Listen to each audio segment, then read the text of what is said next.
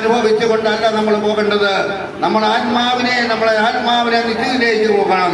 നമ്മുടെ ആത്മാവ് ദൈവത്തെങ്കിലേക്ക് കടന്നു പോകണം. നമ്മുടെ ആത്മാവിനെ പിശാച് കൊണ്ടുപോകേണ്ടതല്ല, നമ്മുടെ ആത്മാവിനെ സ്വർഗം കൂട്ടിക്കൊണ്ടു പോകണം. അതിന് നമ്മൾ എന്ത് ചെയ്യണം? പാപം ചെയ്യാതെ പുണ്യം ചെയ്ത് ജീവിക്കണം, നന്മ ചെയ്ത് ജീവിക്കണം. മുമ്പ് ഞാൻ പറഞ്ഞതുപോലെ ഈ ലോകം മുഴുവൻ നേടിയാലും നിന്റെ ആത്മാവ് നശിച്ച നിനക്കെന്ത് ഫലം എന്ന് ദൈവം നമ്മളോട് ചോദിക്കുന്നു.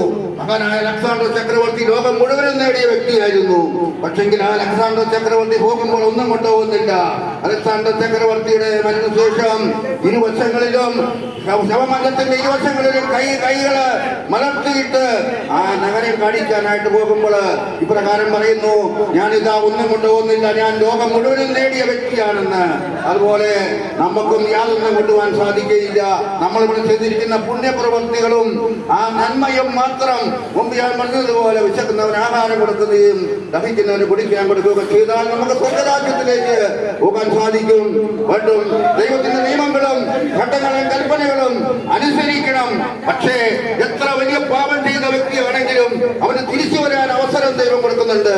നിന്റെ പാപം എത്ര കടിച്ചു വെപ്പാണെങ്കിലും അത് മഞ്ഞ പോലെ വെളുപ്പിക്കുമെന്ന് യെശയ്യാ പ്രവാചകന്റെ പുസ്തകത്തിൽ പറയുമ്പോൾ നമ്മൾ നോക്കുക, നമ്മുടെ പാപം എത്ര കടിച്ചു വെപ്പാണെങ്കിലും അത് ദൈവം മഞ്ഞ പോലെ വെളുപ്പിക്കും.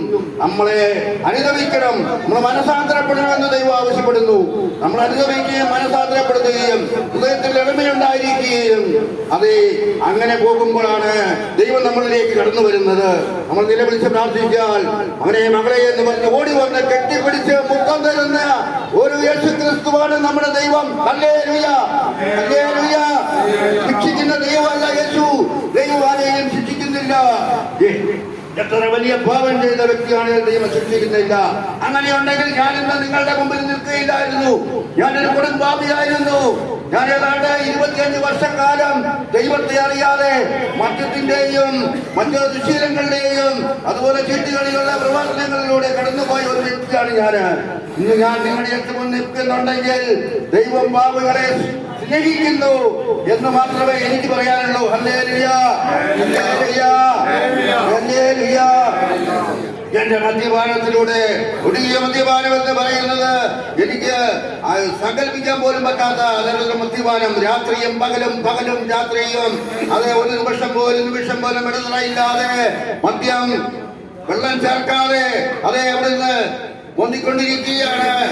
താണ്ടിയും മദ്യവും കള്ളും മത്തയും ധാരായവും മങ്കൂരിണിയും കൊട്ടുപടിയെല്ലാം അതേസമയം കുടിച്ച് രാത്രിയും പകലും കുടിച്ച് ഉണ്ടായിരുന്ന സമ്പത്ത് മുഴുവനും തീർന്നു.